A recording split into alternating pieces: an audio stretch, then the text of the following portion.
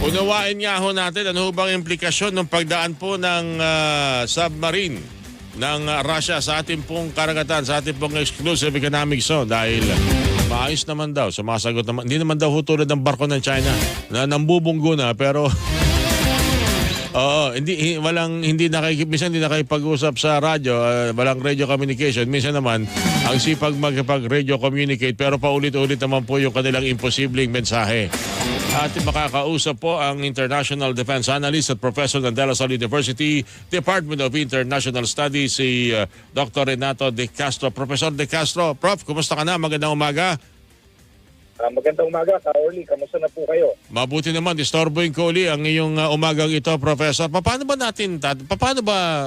dapat tanggapin? Ano ho ba ang, lalo-talo na ho sa inyo, yung pananaw doon po sa pagdaan po ng submarine ng Russia dyan po sa kamakailan sa ating exclusive economic zone? Nakausap po yung mga iba nating kaibigan sa Philippine Navy. May tatlo hong haka-haka. No? Unang-una, it's a mechanical, technical issue.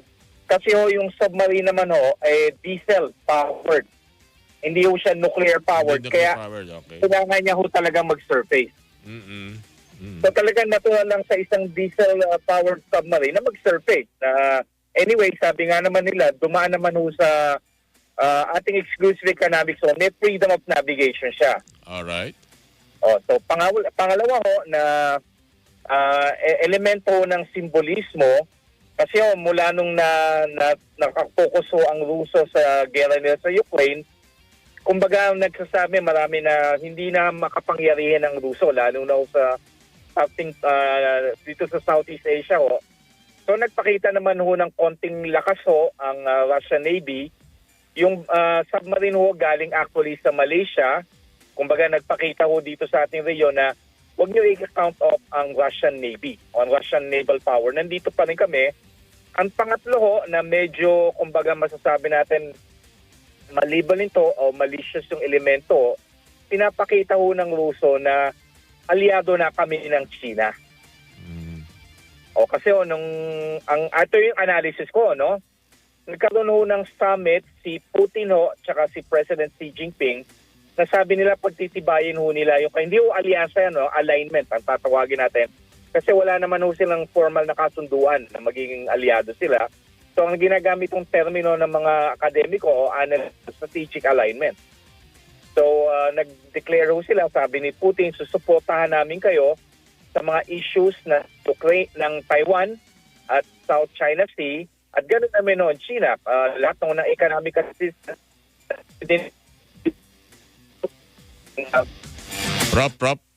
Professor. Adjust natin ng konti. Kasagsagan ng pagpapaliwanag ni Professor De Castro. Eksakto naman pong humina ang kanyang signal. So kanyang binabanggit. Una ay nasa tamang lane naman. Wika nga, sea lane. Yung dinaanan po noong submarine. Pero bukod ho dyan ay yung pinakamensahe, yung posibleng pagpapakita pa rin po sa mga bansa na kabilang na Southeast Asia na hindi pa rin po spend force ang Russia. Lalo-talo na dito sa ating rehiyon na lagi ho natin nakikita perso ng China na nambubuli ho sa mga mangis ng mga Pilipino at magkaminsan naman po ay ang Japan, ang Australia, New Zealand, Canada ho minsan din. Sama-sama rin po sa ilang mga maritime activity po dyan po sa paligid na yan ng West Philippine Sea at yung ahong Estados Unidos. Adjust lang ho natin ang ating signal. Sa inyo samba lang ako, Toto Ramir de Los Santos. Kung okay na ang signal ni Pag ganun, Pag Disyembre, hindi lang problema sa traffic at hindi naranas, pati sa signal ng cellphone. Professor De Castro, naputol ho kayo. Yung panghuli po, yung pangatlong punto na inyong binabanggit po, sa inyong tingin sa presensya na yan ng submarine. Kumbaga, medyo may elemento ng malisya o malevolent kasi meron strategic alignment ang Ruso at ang China. Hindi sila aliado, wala naman silang formal na kasunduan. Pero nagtutulungan sila, lalo na ngayon na may gera ang Ruso sa Ukraine. Ayaw i-condemn ng China yan. At of course, nagbibigay ang China ng economic support sa Russia. Although walang direct military assistance, and lalo ho talagang pinaiigting ho nila yung kanilang kumbaga strategic alignment. So nung nagkaroon ho ng summit si President Xi Jinping at si President Vladimir Putin ho, mga bandang ngayon taon ho yan eh. Kumbaga pinag-igting ho nila, no? Sinabi ho ni Vladimir Putin, susuportahan ho namin kayo sa mga issues na kumbaga katunggalin nyo ang Estados Unidos sa issue ng Taiwan at dito ho sa South China Sea. Okay, hindi naman kaya ito ay yung hinihintay nating punto na ito, submarine. Kaalyado ng China, yung nagpasok niyan sa West Philippine Sea. You think it's about time na yung mga kaalyado rin mga bansa ng tulad ng Pilipinas na nakararanas po ng pamubuli ng China, ang magdala rin ng mga submarine na tulad niyan, dyan sa pinag-aagawang lugar o bahagi ng karagatan sa West Philippine Sea, tulad ng Amerika, sino pa ba may submarine? Canada, meron bang submarine sila, Professor? Ilan po mga kaalyadong bansa na sumusuporta rin po sa paninindigan ng Pilipinas sa West Philippine Sea? Ang Estados Unidos ho, at ang Japan at South Korea, and even Australia ho. Oh, apat. Alright. Pwede ho talaga. Ang Amerika naman ho, madalas ho dito. Pero kasi hindi naman ho nila ina-announce, lalo na ho, kung mga padala ho nila nuclear-powered attack submarines. Kasi may sensitive ho yan. Tsaka talagang dapat yung mga nuclear-powered attack submarines or even ballistic submarines, hindi ho talaga din i-discuss yan in public. Tama po. Tama po. Okay. Professor, isa rin po sa dahilan na pagtawag namin, eto na pinakita pa yung pambubuli sa mga mangingisdang Pilipino noong helicopter po ng China sa Rizal Reef.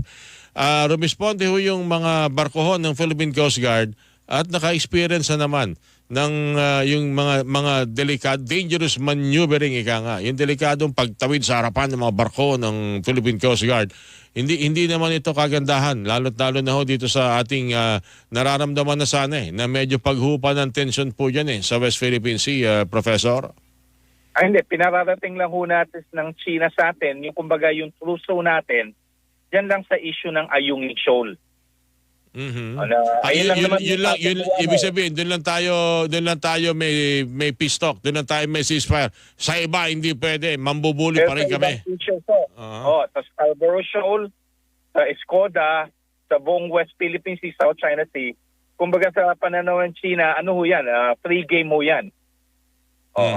Hindi ang covered ng ating tools. Hanggang ano lang tayo, Ayungin Shoal, yung resupply mission. Pero sa nangangisda sa inyo, pag nag-operate ang Coast Guard nyo at Philippine Navy nyo, kumbaga, tatapatan namin yan. Mabuti na lang at merong mga barko ng Philippine Coast Guard sa lugar. Doon lang umiikot yung mga barko ng mga mangingisda ng Pilipino Pero ito talaga binubuntutan pa rin ng barko ng China. I think siguro mas magandang tingnan nito kung paano may papakita yung mga ilang pang mga asset ng ating bansa, pati na rin yung mga kalyadong bansa na gusto ng maayos na pangingisda dyan sa bahagi ng karagatan. Pagdating ho talaga sa Coast Guard, kulang na kulang ho tayo. Kagabi nga lang ho, kausap po si Admiral Ronnie Gaban, sabi niya hanggat maaari talagang gusto natin bigyan ng suporta yung mga ating mga ngisda dyan sa West Philippine Sea, South China Sea, pero talagang kulang ho yung assets ho natin Talagang lalo na ho yung kailangan natin yung mga malalaking 94-footer katulad ng Teresa Magbanwa. Pero dadalawa lang po yan. So talagang kailangan ho talaga mag-invest ho tayo sa ating sa Coast Guard at lalo na ho sa hukbong dagat po natin.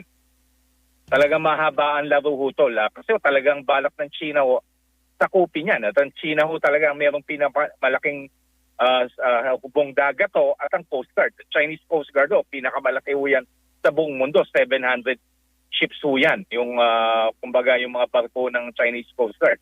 At karamihan ho talaga dyan, barkong pandigma na dinikomission ho ng People's Liberation Army's Navy, pininturahan lang ho nila ng puti. Kaya fully armed ho yung Chinese Coast Guard. Talagang mahabaan ho yan. Talagang dapat mag-invest ho tayo sa ating kakayanan, lalo na sa karagatan po. Ayoko namang isipin na baka may hand din sila sa mga sitwasyon ngayon sa mga usaping politikal sa bansa para makabalik sila o makontrol uli ang ilang mga bahagi ng West Philippine Sea, Professor. Talagang ang goal ho talaga nila sakupin ho yan. Alright. O, talagang 90% ng pag na-encounter ho namin sila sa mga international symposium, biglang sasabihan ho nila, hindi naman, pero ang ebidensya ho talaga, yung 10-line. Tignan lang ho natin yung 10-line. At yung mga video ng pangharas, pambubuli sa ating mga mangingisda.